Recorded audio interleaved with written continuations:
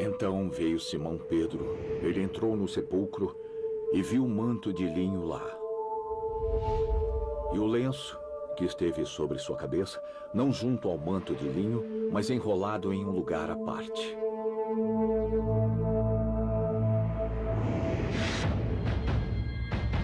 Em busca do tesouro sagrado.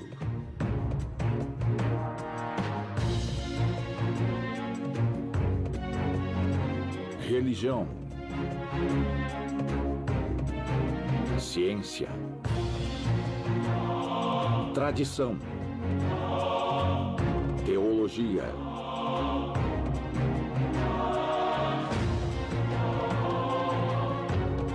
tesouro sagrado. Em busca do tesouro sagrado.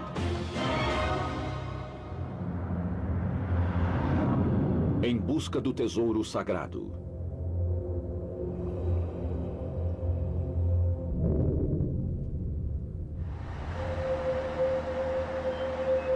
Supostamente, os pesquisadores genéticos estão avançando tão rapidamente que em breve será possível clonar organismos biológicos complexos de uma única célula sanguínea. Mas se esse dia chegar, será que poderemos abster-nos da vontade irresistível de bancar Deus? E se alguém quiser criar outro Adolf Hitler ou um novo Nero? Por que não outro Jesus? Para realizar esse milagre, precisaríamos começar com uma amostra do sangue de Cristo. Segundo alguns, esta amostra já está disponível na Espanha.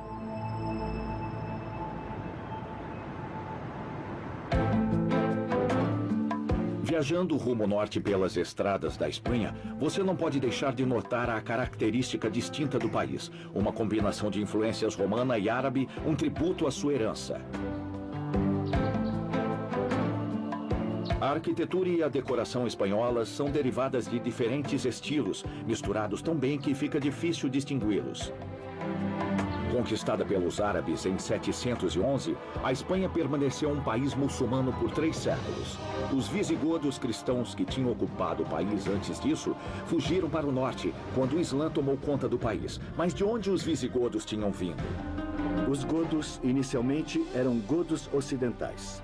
Os godos foram tribos do Império Germânico, que deixaram a Escandinávia e se estabeleceram às margens do Danúbio ao leste. Isso, então, os colocou em contato durante várias décadas, durante talvez até séculos, com a civilização romana. Então, por exemplo, os godos e os visigodos foram convertidos ao cristianismo.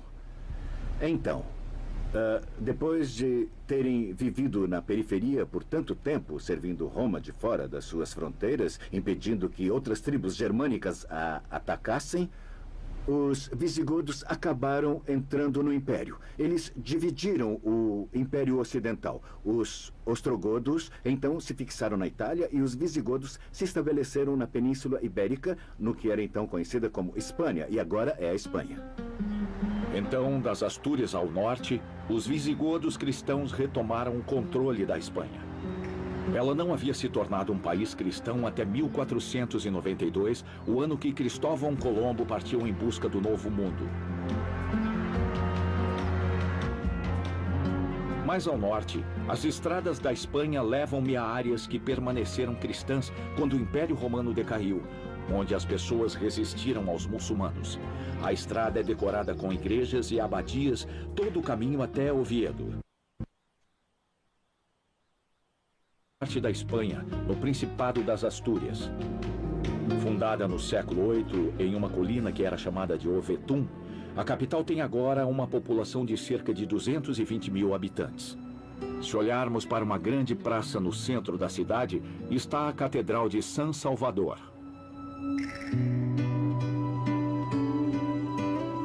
Construída logo depois dos muçulmanos dominarem o país, a Catedral de Oviedo recebeu o título de Sancta Ovetensis, um título que remete à qualidade e à quantidade de relíquias que ela contém, incluindo um pequeno e enigmático lenço conhecido como sudário. A catedral tem passado muitas mudanças desde que foi construída em 757. A catedral que os turistas admiram hoje possui um clima gótico. Devido à falta de financiamento enquanto foi construída, a catedral só tem uma torre. Entretanto, esta única torre é uma das mais importantes da Europa. Como os milhares de turistas que visitaram a catedral antes de mim, conforme entrei, fiquei extasiado pela incrível arquitetura e decoração e fui particularmente atraído pela apresentação de tantas relíquias cuidadosamente preservadas em quadros cheios de história.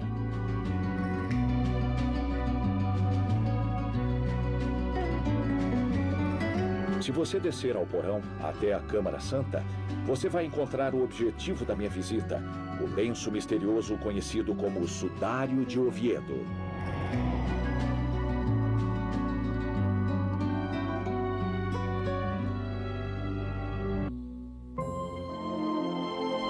O Sudário de Oviedo é um lenço de linho que mede 84 centímetros por 53 e que está preservado na cidade de Oviedo, uma pequena cidade no norte da Espanha, não muito longe de Santiago de Compostela.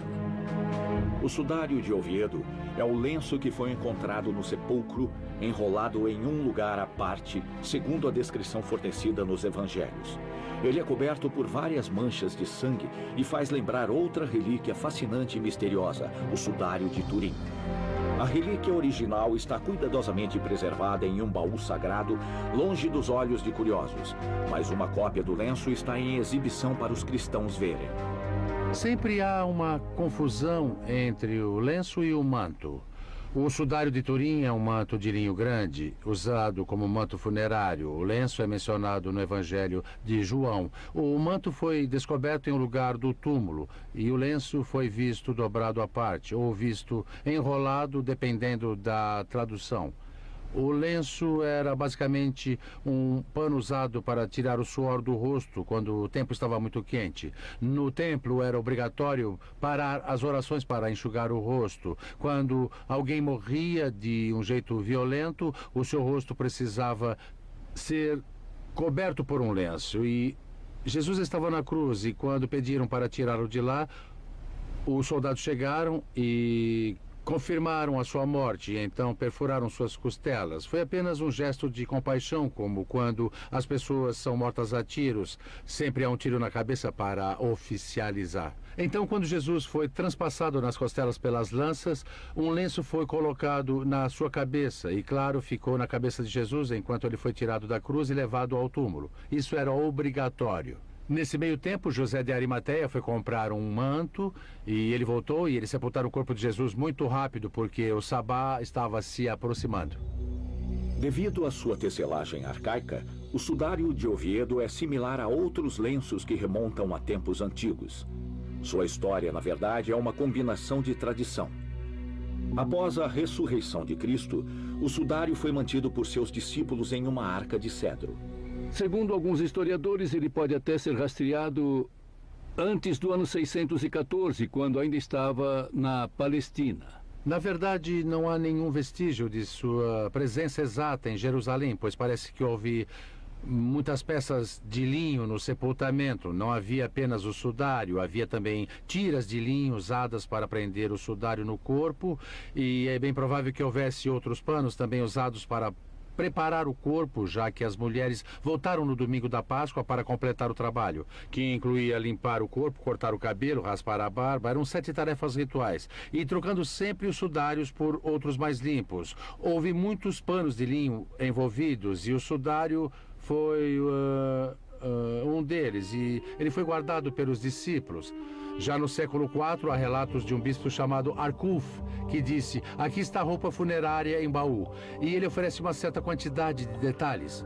Então sabemos que as roupas estavam lá em um baú. Jerusalém, Israel. A relíquia foi mantida em Jerusalém até 614, quando a cidade foi tomada pelos persas. Os persas já haviam tomado Edessa e agora estavam atacando Jerusalém. Qual foi a reação? Eles queriam garantir que as relíquias ficassem em um lugar seguro. Elas foram espalhadas por diferentes locais. Eles faziam isso porque se uma relíquia caísse nas mãos do inimigo, nem tudo estaria perdido. Algumas foram enviadas para Alexandria, no Egito, incluindo o sudário. A história conta que um monge chamado Filipe escapou de Jerusalém, levando o baú com ele para Alexandria, no Egito. Israel, Jerusalém. Alexandria, Egito. Os persas chegaram ao Egito por volta de 630 ou 640 e desde então o sudário se mudou de novo. Ele viajou por todo o norte da África. Bem, é isso que diz a lenda, e chegou em Cartagena, Espanha.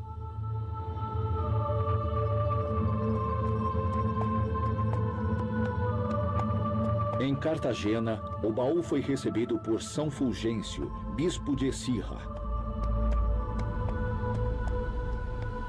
Desde então, temos alguns fatos históricos para considerarmos. Ele chegou em Cartagena cerca de 640 e foi recebido pelo bispo São Fulgêncio. Então, ele foi mantido no sul da Espanha. Pouco antes de 718, um novo baú de carvalho foi construído para substituir o original, que tinha se tornado frágil. Este novo baú deve ter sido feito para que o sudário fosse levado ao norte da Espanha. Na época, os visigodos estavam sob ameaça de invasão árabe ao sul da Península Ibérica, então eles foram para as partes norte do país, levando junto suas preciosas relíquias. Naquela época, os muçulmanos invadiram o norte da África e depois o sul da Espanha. O sudário foi retirado de lá devido à ameaça dos muçulmanos e sarracenos. Ele foi levado em 812 ao norte da Espanha para o vilarejo de Oviedo, em Astúrias. O rei Afonso II mandou construir uma sala especial na catedral. Ela ficou conhecida como a Câmara Santa.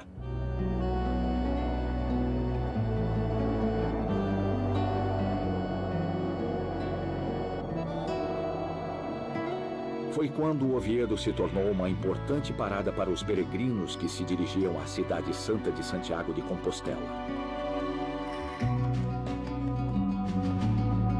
Ele era reconhecido como o sudário de Jesus Cristo. A capela foi construída, a basílica foi construída também, e já havia peregrinação a Santiago de Compostela, e Oviedo estava no caminho, e os peregrinos iam ver o sudário. Em 14 de março de 1100, o rei Afonso VI abriu o relicário e elaborou um inventário do conteúdo. Este documento ainda existe hoje e oficialmente confirma a presença do sudário em Oviedo. Atualmente, o sudário é considerado a relíquia mais importante mantida na Espanha. Alguns especialistas acreditam que ele possa um dia ajudar na confirmação da autenticidade do famoso sudário de Turim, talvez até revelar detalhes desconhecidos sobre o próprio Jesus Cristo. O sudário de Oviedo é uma relíquia interessante, mas é muito diferente do sudário de Turim. Por exemplo, o sudário de Oviedo é muito menor do que o de Turim, que tem mais de 4 metros de comprimento por 1 de largura. No sudário de Oviedo há muito vestígio de sangue, mas nenhuma imagem. As duas relíquias, o sudário de Oviedo e o de Turim, podem um dia nos ajudar a conhecer melhor quem foi Cristo. Historicamente falando, Jesus de Nazaré é um enigma. Desde o início, as autoridades romanas não tinham registros oficiais relativos a Jesus, mas isso não é surpreendente dada a situação política da época. Você tem que lembrar que Roma era a capital do mundo, como os Estados Unidos são hoje. A cultura vinha do Império Romano, a riqueza vinha do Império Romano e a intelectualidade vinha do Império Romano. Não só de Roma, mas de todo o Império. E os romanos nunca foram felizes com o fato da Palestina ou Judéia resistir a eles. Então, por razões econômicas obscuras, os romanos se adiantaram e disseram: é melhor a Judéia nos obedecer ou vamos derrubá-la. Ocupada pelos romanos, a Judéia foi encarada como uma província remota sem nenhuma importância. Poucos documentos administrativos dessas áreas remotas sobreviveram até nossa época. Precisamos também lembrar que toda a questão de Jesus era mais religiosa, com os sacerdotes judeus se opondo a Jesus, do que um problema romano. Seria melhor olharmos para o fenômeno da vida de Jesus com certa modéstia.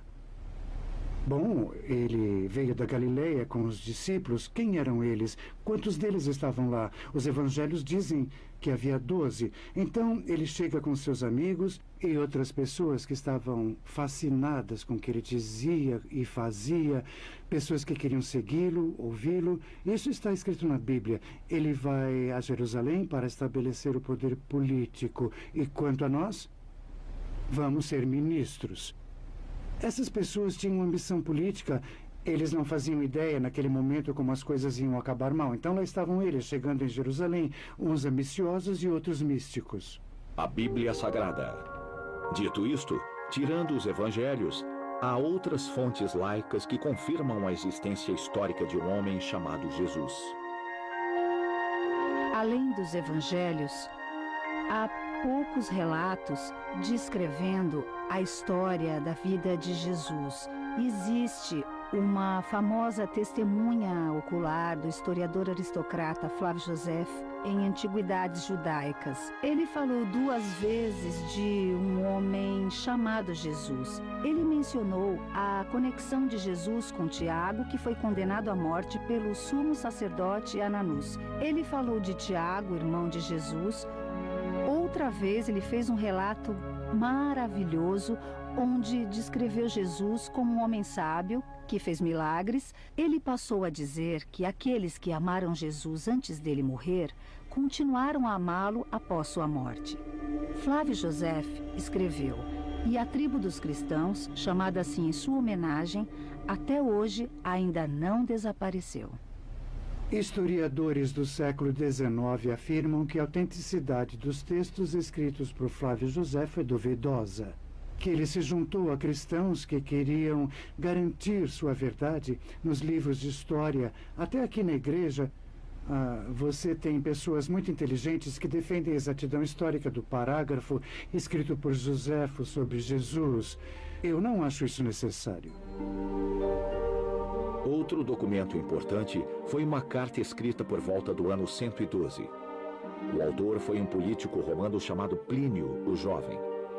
Ele escreveu sobre as atividades de uma seita religiosa cujos membros fizeram um juramento de nunca roubar, mentir ou cometer adultério. Por volta de 110, 112, houve um governador chamado Plínio, o Jovem. E ele escreveu ao imperador Trajano descrevendo o processo que estava usando para lidar com aqueles cristãos, e há também um outro relato que aparece nos arquivos de Tácito, onde ele fala de Roma queimando sob Nero. Ele relatou que Nero culpou incêndio a essas pessoas que foram abominadas por seus crimes, comumente chamadas de cristãos. E ele descreve o castigo que receberam. Isso tudo foi muito, muito interessante, porque ele mencionou que os agitadores eram seguidores de Cristo, quem foi condenado à morte como criminoso pelo procurador Pôncio Pilatos. Então, para autores romanos, nunca houve qualquer dúvida de que realmente Jesus existiu. Em suas vidas, os autores desses textos, Flávio Josefo, Plínio, o Jovem e Tácito, todos tiveram a oportunidade de conhecer pessoas que pessoalmente haviam conhecido Jesus, ou no mínimo, os filhos e filhas dessas pessoas. No que diz respeito à preocupação dos historiadores, a prova que Jesus existiu não depende desses documentos, mas sim da própria história. Depois que Jesus foi crucificado, toda a Palestina foi lançada numa reviravolta pela rápida disseminação do cristianismo. Os especialistas acreditam que esta situação não poderia ter surgido se eventos históricos reais não a tivessem provocado, e aqueles eventos foram o ministério e crucificação de Jesus Cristo. No século I, notícias da vida e morte de Jesus se espalharam como fogo. De fato, se espalharam tão rapidamente que é difícil alegar que não fossem confiáveis. Houve certamente em algum lugar um verdadeiro Jesus nessa história. A Bíblia Sagrada. Claramente os evangelhos descrevem o ministério de Jesus, mas quando exatamente eles foram escritos? E por quem? O Novo Testamento tem algum valor histórico? Ou são apenas contos de um homem religioso? Um evangelho não é uma crônica onde alguém seguia Jesus anotando pelo caminho que Jesus falava e no final, quando ele morresse, a pessoa escreveria suas memórias baseadas simplesmente em suas anotações. Não, não é nada disso. E você tem que ter muito cuidado. Os evangelhos não têm muitos fatos considerados históricos, são teológicos. Então, quando as pessoas dizem que são históricos, elas estão confusas. Não eram históricos mesmo, eram teológicos. O que significa que foram feitos para dizer algo. As pessoas... Escolas bíblicas já estavam ali havia um século. As pessoas gostam de estudar as diferentes camadas escondidas nos evangelhos, como as camadas de um bolo, morango, chantilly, os dedos da cozinheira, etc. Então, quando alguém diz que acredita nos evangelhos e que são verdadeiros, as teorias podem mudar com o tempo, mas a teoria básica é que as comunidades estavam expressando sua fé quando escreveram as escrituras. Eles recolheram sermões, recolheram memórias e recolheram orações específicas que queriam preservar. E isso, somado à história dos eventos do final da vida de Jesus, junto com uma mensagem espiritual a seus seguidores, são fatos teológicos, mas não são fatos históricos. Dito isto, ninguém duvida de que as escrituras sejam baseadas em eventos reais, muitos dos quais foram confirmados por recentes descobertas arqueológicas, como o túmulo de Caifás, sumo sacerdote do Sinédrio, que organizou o plano contra Jesus. Cada evangelho foi escrito supostamente por um só autor: Lucas, Mateus, Marcos e João. Contudo, os historiadores acham que eles podem ser de fato uma coleção de uma série de pequenas histórias escritas por vários autores anônimos diferentes e unificados na metade final do século I. O significado e o propósito final dos evangelhos não são totalmente compreendidos. Um evangelho não é um frigorífico onde as palavras foram congeladas por todos os tempos. O evangelho está vivo. Há evangelhos diferentes, 4, considerados pela igreja de hoje, mas na verdade há muitos outros evangelhos também, como o evangelho de Judas, por exemplo. Há também o evangelho de Tomé, o evangelho de Tiago, só para citar alguns. A igreja, ao longo dos séculos, por algum motivo, rejeitou esses evangelhos. Mas se você pegar o evangelho de Tomé, por exemplo, você descobre que Jesus fez uma longa viagem à Índia. Então esse é o objetivo do texto bíblico, o propósito dos evangelhos. E as pessoas, os cristãos, sempre quiseram que a palavra escrita fosse... O Evangelho de Marcos é agora considerado como o mais antigo. Ele é tradicionalmente atribuído a Marcos ou João Marcos, que era amigo e confidente de Simão Pedro. Desde o início, havia ensinos, coleções de parábolas e milagres realizados por Jesus. Os escritores do Evangelho tiveram que juntar todos esses elementos e Marcos foi o primeiro a fazer isso. O Evangelho de Marcos foi escrito entre 66 e 70 depois de Cristo, durante a Primeira Guerra Judaico-Romana. Mateus e Lucas basearam seus evangelhos no livro de Marcos. Eles foram inspirados por quase todo o Evangelho de Marcos, além de outra fonte, por vezes referida como documento que Marcos também conhecia. E então, esses escritores formularam a doutrina bíblica inspirada por tradições existentes. Eles não criaram tudo isso do zero. O Evangelho de João, considerado o mais enigmático dos 4, tem sido atribuído ao apóstolo João, e os historiadores acreditam que seja essa a sua origem. Sob essa perspectiva, seria o único evangelho escrito por um discípulo que conheceu Jesus em primeira mão. Esses 4 livros formam os Evangelhos Sinóticos, um grupo de escrituras coerentes, oficialmente reconhecidas e aceitas pela Igreja. Elas foram adotadas em sua forma atual no ano 367, mas elas não são os únicos textos que descrevem a vida de Jesus. Paralelos aos textos canônicos aprovados pela Igreja, há uma série de evangelhos conhecidos como apócrifos do Novo Testamento, que incluem os Atos de Pilatos e Atos de Paulo. Precisamos ter muita cautela. Estes textos são muitas vezes percebidos como misteriosos. É bem verdade que apócrifo significa escrito oculto, mas eles estão em oposição aos escritos mantidos pela Igreja no Santo Cânon das Escrituras. Eles não eram documentos acessados somente por iniciados. Eram textos que começaram a tomar forma no século II, no século III e no século IV, refletindo a crença religiosa popular. Roma, Itália. Embora estes escritos sejam controversos, eles não foram completamente rejeitados pela Igreja. Pelo contrário, o Vaticano reconhece a autenticidade de vários deles. Em geral, se examinarmos os evangelhos e outros documentos laicos, o que exatamente nós sabemos sobre Jesus? Não muito, em termos definitivos.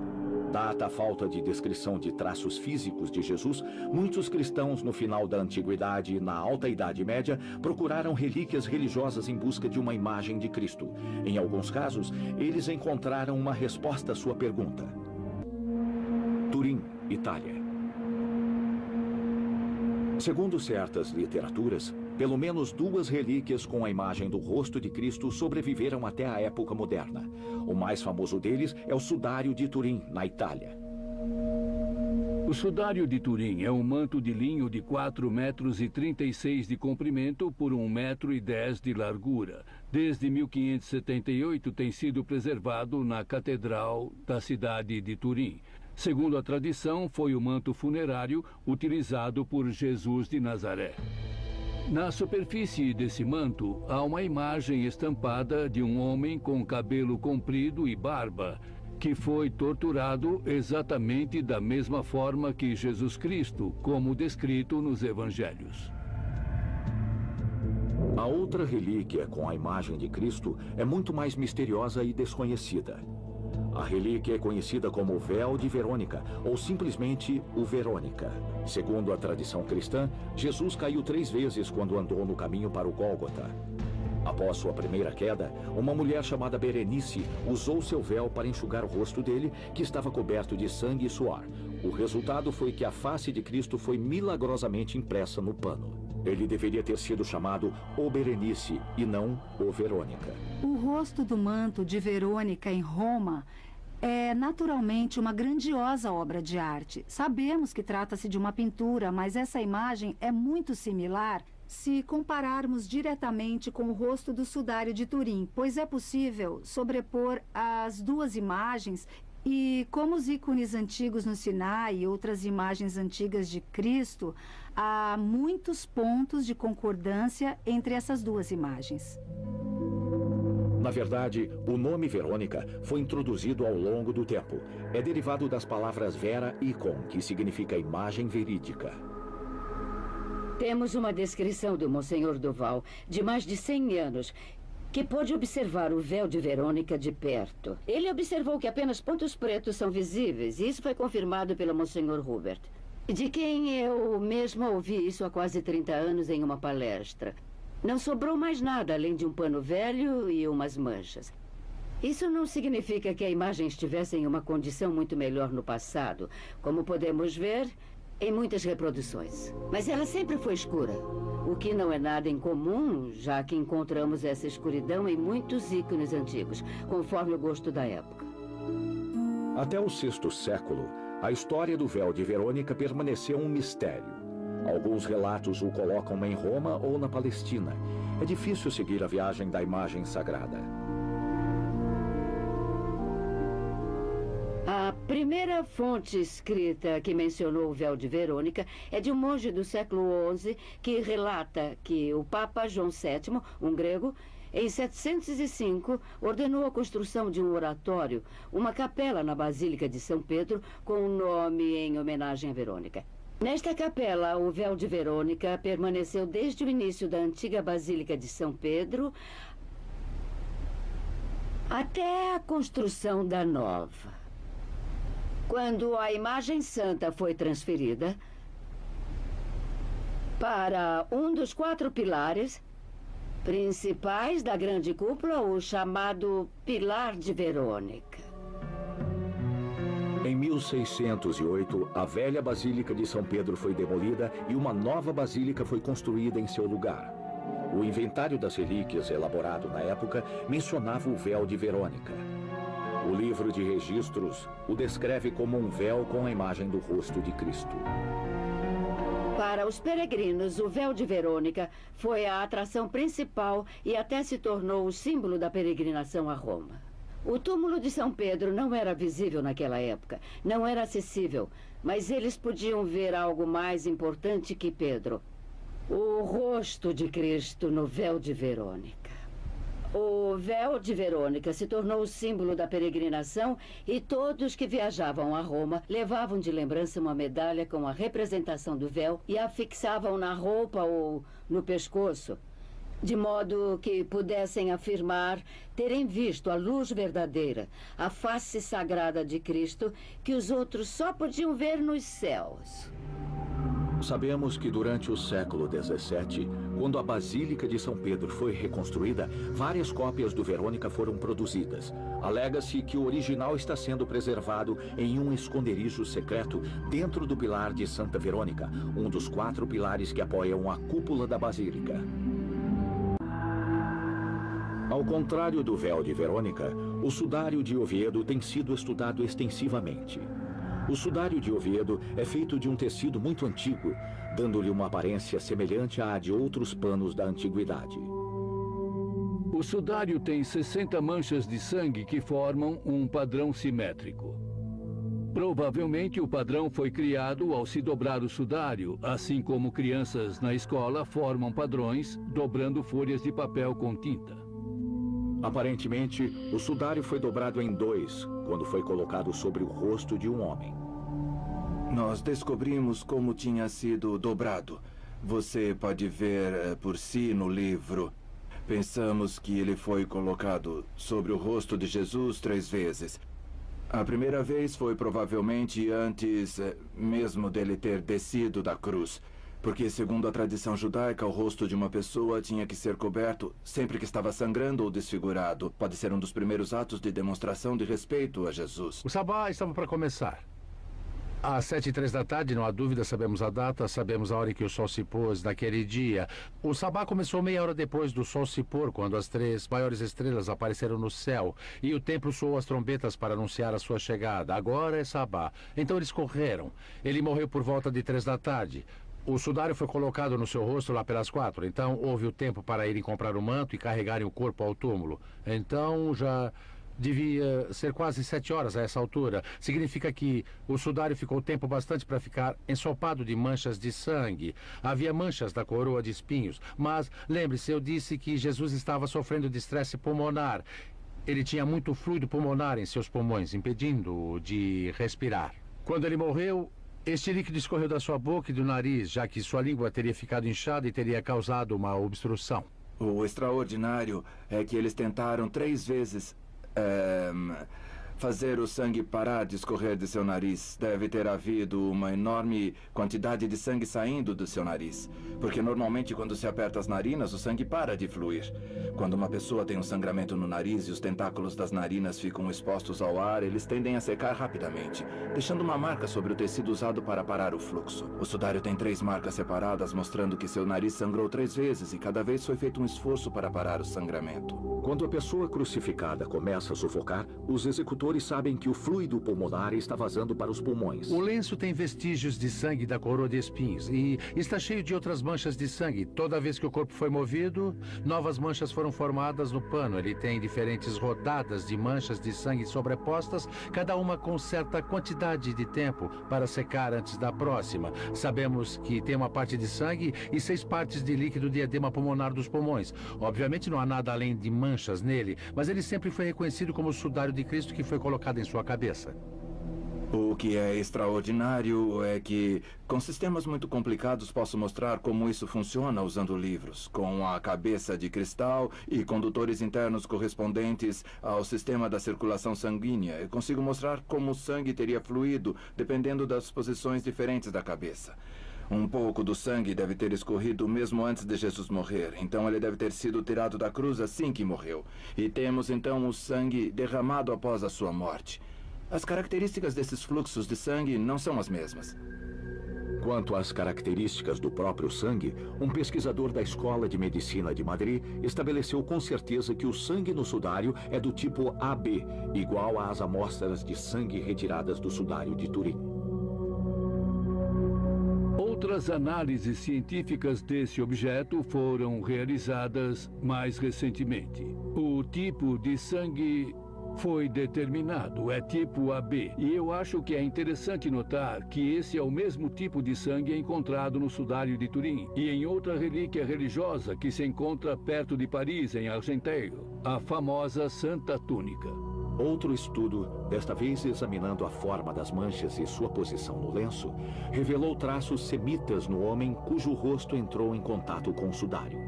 Devido a isso, os pesquisadores tentaram sobrepor as manchas no lenço com as do rosto do homem no manto de Turim. Ele tem sido estudado especialmente nesta última década e a busca continua, particularmente por um grupo de cientistas da Universidade de Turim, a qual eu pertenço. Estão estudando para tentar usar modernas técnicas de computação, em particular as características geométricas dos traços de sangue presentes no sudário de Turim e dos traços de sangue presentes no sudário de Oviedo, para tentar entender se eles são comparáveis. É um trabalho muito complexo porque devem ser considerados os movimentos dinâmicos de um e de outro. O resultado foi excelente, com o corpo na posição vertical. As manchas permitem aos pesquisadores definir a morfologia do rosto. O tamanho da cabeça e a morfologia do lenço e do sudário de Turim combinam e eles reposicionaram o manto sobrepondo-o ao lenço e perceberam que as manchas do lenço de Oviedo, emparelhadas com as do manto de Turim, são muito parecidas. Então, cientificamente falando, podemos afirmar, sem dúvida, que esse lenço foi colocado na cabeça do mesmo corpo que o manto de Turim envolveu. Não só as manchas no lenço e no manto se alinham perfeitamente, mas os traços do homem no lenço correspondem perfeitamente com os traços do homem no manto.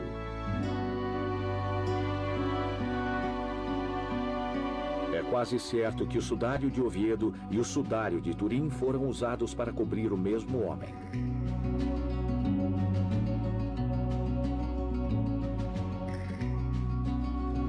Os pesquisadores também receberam permissão para tirar amostras de poeira e pólen da superfície do sudário.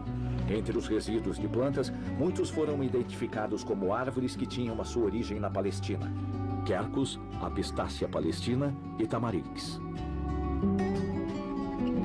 A primeira correspondência começou bem antes em outro estudo de Max Frey, que tinha analisado os pólens dos sudários. Ele analisou os pólens do sudário de Oviedo e descobriu que os pólens correspondem exatamente à viagem histórica do sudário pelo norte da África.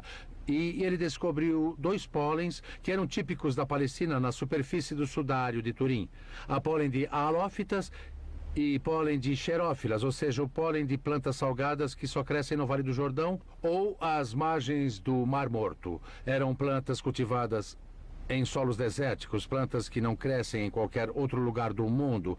Elas foram encontradas no sudário de Turim, o que prova que ele se originou no Oriente Médio como o tecido que foi feito. Os mesmos pólens podem ser vistos no sudário de Oviedo. Há uma identificação dessas 2 relíquias. O tecido do lenço é muito antigo e é igual ao tecido do manto de Turim. Como podemos explicar estas semelhanças extraordinárias entre o sudário de Turim e de Oviedo? Que explicação pode haver para as muitas formas dessas 2 relíquias se combinarem? Como poderia ser isso se por acaso essas 2 relíquias não fossem autênticas? Logo que o resultado foi conhecido, os críticos questionaram os testes de carbono 14. Isso causou muitas perguntas e muitas questões foram levantadas de fato. Os cientistas se viram em oposição à atitude dos laboratórios que não reagiram de forma profissional. O diretor do laboratório de Oxford recebeu 1 milhão de libras para mostrar que o sudário era falso. Algumas coisas foram surpreendentes, a falha na comunicação das medidas. Os testes utilizados para verificar se as análises foram corretas não foram os testes usados normalmente. Os testes foram abandonados porque não estavam corretos e os parâmetros dos testes foram alterados. No simpósio de Paris, em 1989, tentaram esclarecer a situação para entender o que tinha acontecido com os testes de datação de carbono. As pessoas ficaram muito chateadas porque foi o anúncio de que os testes foram conduzidos cegamente. Eles pegaram uma amostra, colocaram em um tubo de ensaio, deram um número e não havia nenhuma explicação ao que aquilo correspondia, dando a data cegamente. E no corredor, na sacristia de Turim, tudo o que ouvíamos foi: número 1 é uma amostra da Núbia, número 2 é uma amostra disso ou daquilo, número 3 é uma amostra do sudário de Turim. Então, no final, a análise não foi feita às cegas. E as pessoas disseram: ei, vocês mentiram para nós, por que não falar a verdade? Olha, nunca fizemos análise cegamente, nós só dissemos isso para dar aos nossos testes mais credibilidade. E essa é a pura verdade. Por que eles fizeram análises às cegas? Porque um item arqueológico pode ter sido preservado em um ambiente úmido ou no solo e pode ter entrado em contato com poluentes, especialmente um pano, e então seria necessário remover os poluentes, pois poderiam falsificar as datas. Também podiam haver micro-organismos como fungos e leveduras que se ligam ao tecido, fazendo parecer mais jovem do que ele era. E então houve uma série de coisas estranhas envolvidas que fizeram com que surgissem dúvidas sobre essas análises.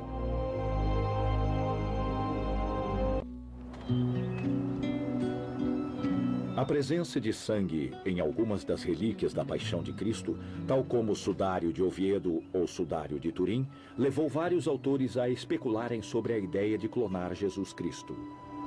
Nós podemos realmente trazer Jesus de Nazaré de volta à vida usando amostras de sangue fragmentadas, se aquilo for de fato o seu sangue?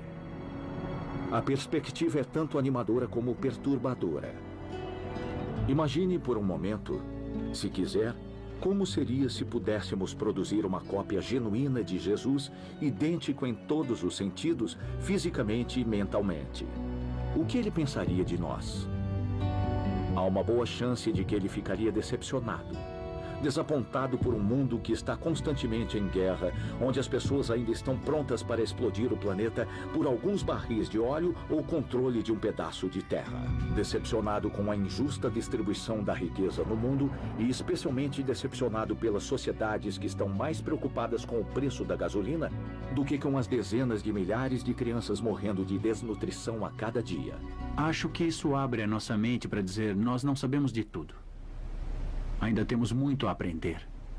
Devemos procurar pistas sobre a vida, sobre a importância de aprender a amar, mesmo sofrendo, pessoalmente sendo rejeitado. O valor do silêncio. O homem do sudário é um homem sossegado e em paz. O real valor de podermos parar e assumir a realidade e a responsabilidade por nossos irmãos e irmãs. Fazer isso através do sofrimento, como muitas pessoas fazem. As maiores pessoas são aquelas que servem aos outros apesar de seu sofrimento.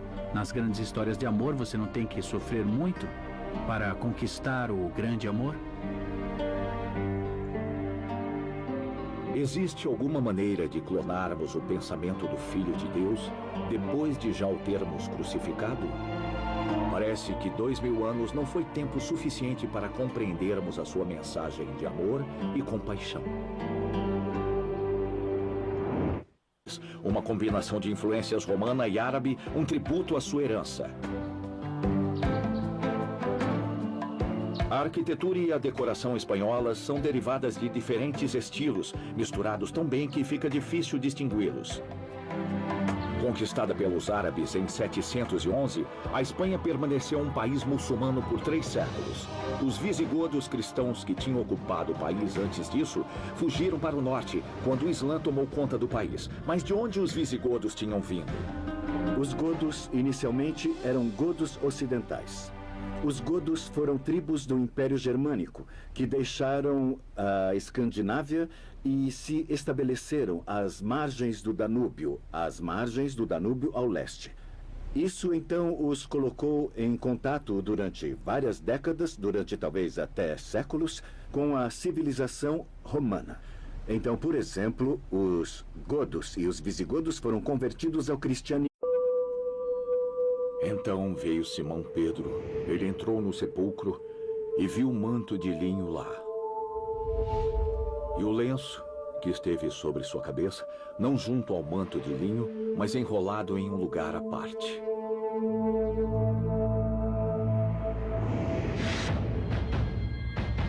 Em busca do tesouro sagrado.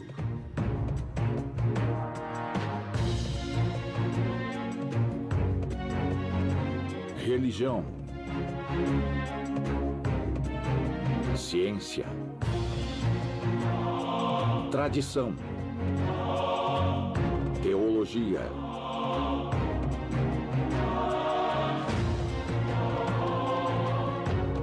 Tesouro sagrado. Em busca do tesouro sagrado. Então, depois de terem vivido na periferia por tanto tempo, servindo Roma de fora das suas fronteiras, impedindo que outras tribos germânicas a atacassem, os visigodos acabaram entrando no Império. Eles dividiram o Império Ocidental. Os ostrogodos, então, se fixaram na Itália e os visigodos se estabeleceram na Península Ibérica, no que era então conhecida como Espanha, e agora é a Espanha. Então, das Astúrias ao norte, os visigodos cristãos retomaram o controle da Espanha. Ela não havia se tornado um país cristão até 1492, o ano que Cristóvão Colombo partiu em busca do Novo Mundo. Mais ao norte, as estradas da Espanha levam-me a áreas que permaneceram cristãs quando o Império Romano decaiu, onde as pessoas resistiram aos muçulmanos. A estrada é decorada com igrejas e abadias, todo o caminho até Oviedo. Parte da Espanha, no Principado das Astúrias. Fundada no século VIII em uma colina que era chamada de Ovetum, a capital tem agora uma população de cerca de 220 mil habitantes. Se olharmos para uma grande praça no centro da cidade, está a Catedral de San Salvador.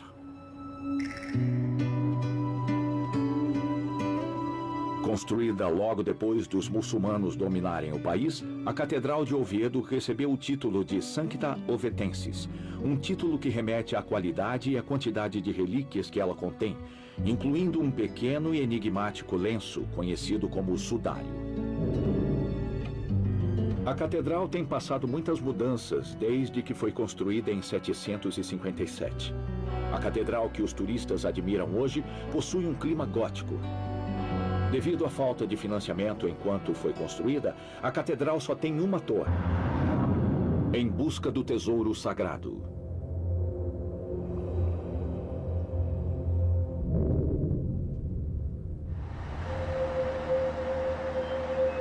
Supostamente, os pesquisadores genéticos estão avançando tão rapidamente que em breve será possível clonar organismos biológicos complexos de uma única célula sanguínea.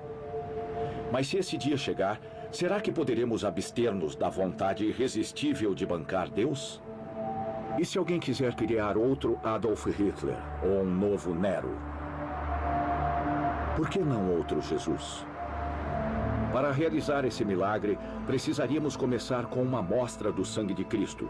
Segundo alguns, esta amostra já está disponível na Espanha.